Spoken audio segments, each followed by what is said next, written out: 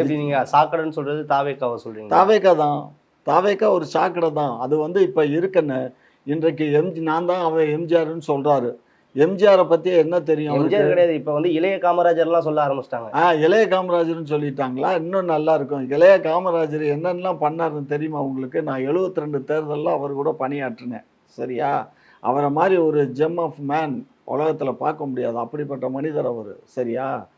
அதனால இந்த தம்பி வந்து ஏதோ ஒரு படிக்கிற பிள்ளைகளுக்கு இத குடுத்து, ஒரு பணத்த குடுத்து, என்னத்தையாவது ஒரு பொன்னாடைய போத்தி கட்டி பிடிச்சு, ஒரு செல்ஃபி எடுத்துட்டாக்க, உடனே இவரு வந்து காமராஜர், எம்ஜிஆர் ஆயிடுவாரா?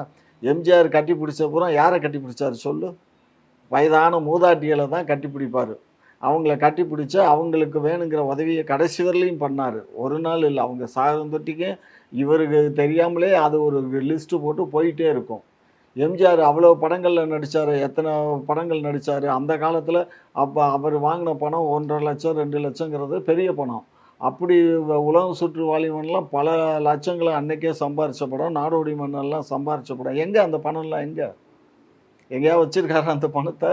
எல்லாம் ஏழை எளிய மக்களுக்கு குடுத்தாரு கண்ணு. எல்லாம் எம்ஜிஆர் ஆயிர முடியாது. சரியா? எம்ஜிஆர் ஆகணும்னா, எம்ஜிஆர் மாரி செய்யணும், நடந்துக்கணும்.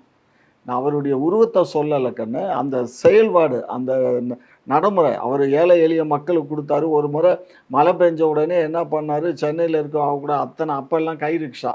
அந்த கை ரிக்ஷாக்காரவங்க எல்லாத்துக்கும் ரெயின் கோட் வாங்கி குடுத்தாரு. நீங்க எல்லாம் பிறந்திருக்கவே மாட்டீங்க. சரியா? ரெயின் கோட் வாங்கி குடுத்தாரு.